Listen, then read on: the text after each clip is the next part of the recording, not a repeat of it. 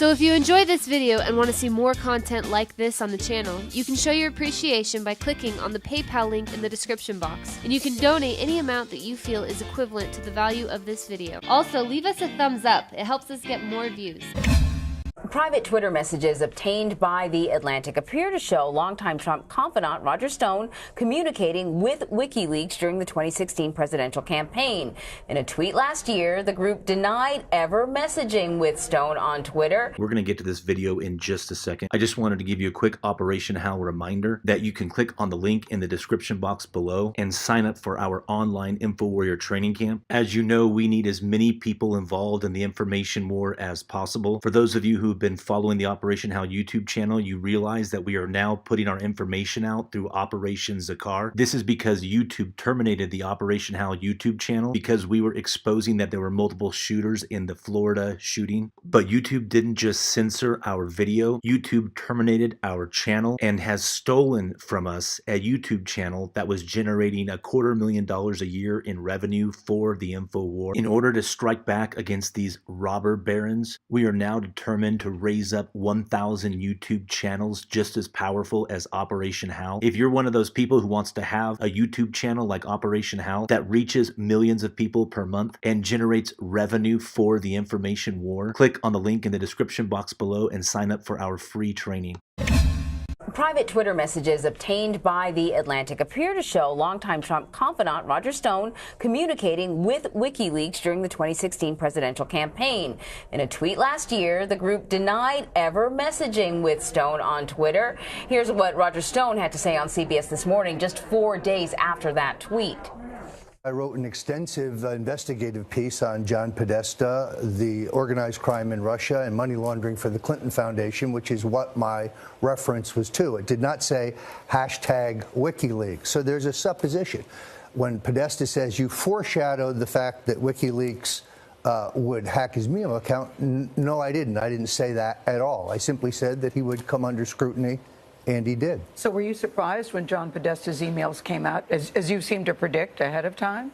I was interested, like the rest of the country. But were you surprised? No, I wouldn't say that I was surprised.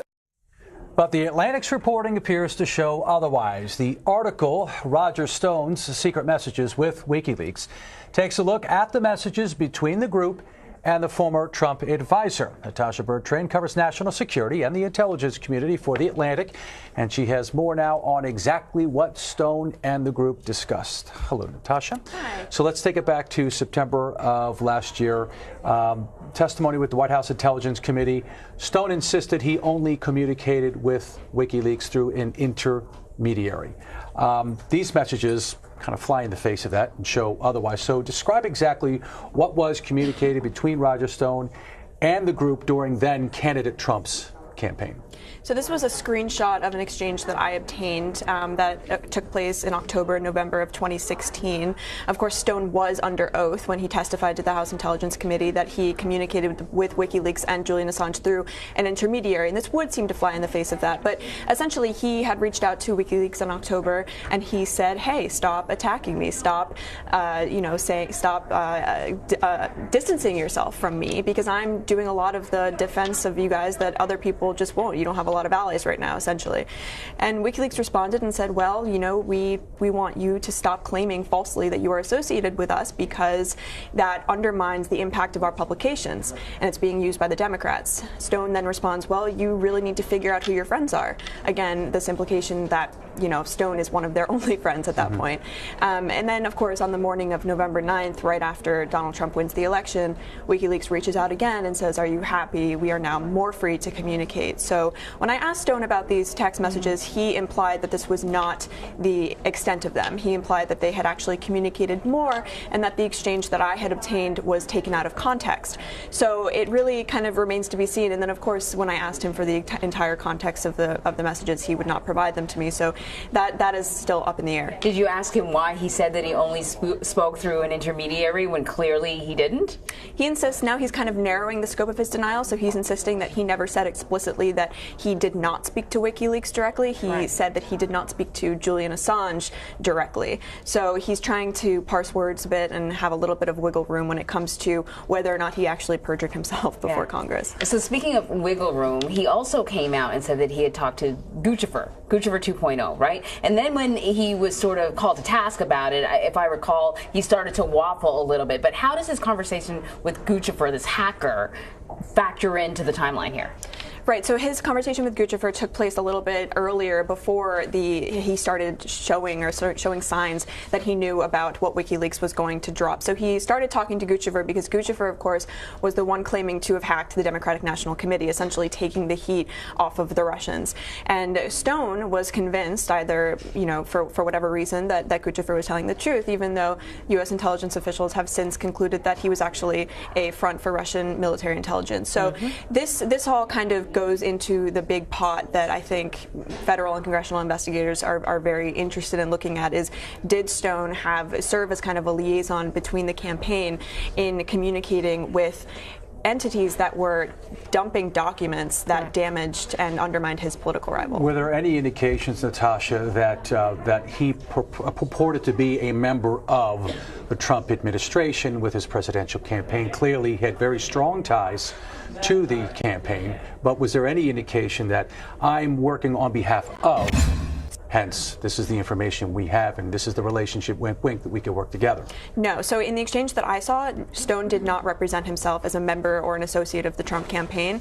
But of course, it was understood at that point that Roger Stone was a longtime advisor and confidant of Donald Trump's, and that he actually left the campaign in August of 2015, but he stayed in touch with Trump himself through 2016, and he actually was among the members that recommended that Paul Manafort join the campaign as campaign chairman. Any evidence that anyone in the Trump presidential campaign were aware of these communiques before or after?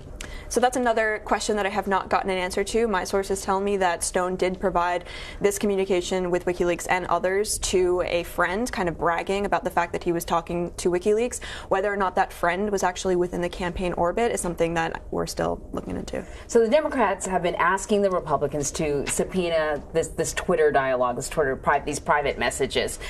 At this point, why is it important? Why do the Democrats want their hands on this stuff? Well, it's because we've seen so many instances of, these kind of covert communications happening between members of Trump's campaign or his associates and WikiLeaks now. I mean, we had Donald Trump Jr. Communicating with WikiLeaks throughout the end of the election, and now we have Roger Stone.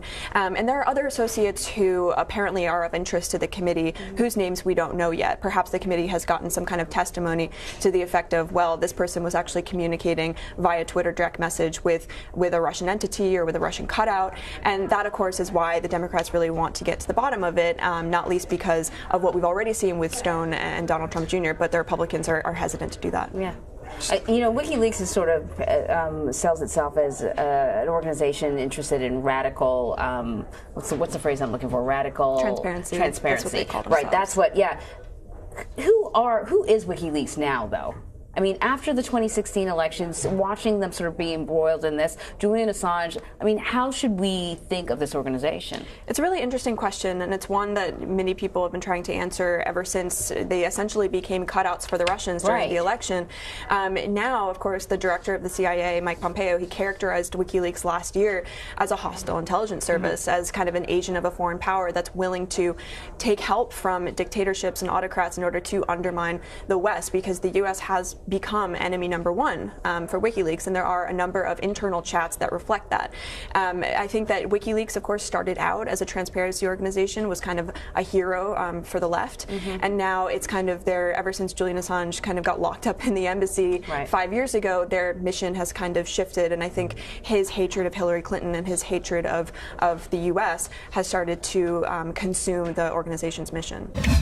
Hey everybody! I just wanted to break in real quick for an Operation HAL Info Warrior update. Many of you thousands of Operation HAL subscribers are passionate patriots. We can tell because of the comments that you leave in the comment section. But America needs more than just passionate comments from anonymous subscribers. America needs info warriors who are willing to spread information. Believe it or not, Us Patriots, we are beginning to win the info war. We are on the march and the enemy is on the run. They never anticipated this explosion of social media. The bad guys who are behind the scenes attempting to destroy our republic, they didn't realize that platforms like YouTube, Twitter, Instagram, and Facebook would give voice to those of us who haven't been fooled by the fake news, Project Mockingbird, CIA-ran media. Patriots like you and me now have a level playing field to take part in the war for the soul of our nation. And the good news is, we don't even have to use guns. We can simply use our home computers and laptops, just like I'm doing right now. In fact, the Operation Hal YouTube channel has reached over 73,000 unique individuals just this month. So if you want to get off of the sideline and onto that playing field, we at Operation Hal want to help. We have helped over 18,000 individuals just like you learn how to create and distribute content online. It doesn't matter if you're a novice with computers or a pro. Operation Hal is willing to train you for free in our simple techniques that will allow you to have a voice in our nation. Hey guys, normally at this point in the video we would tell you to email Mackenzie, but unfortunately YouTube is threatening to cancel our Gmail account as well. So if you want to sign up for the free online Info Warrior training, click on the link in the description box below and you can sign up directly for our next boot camp.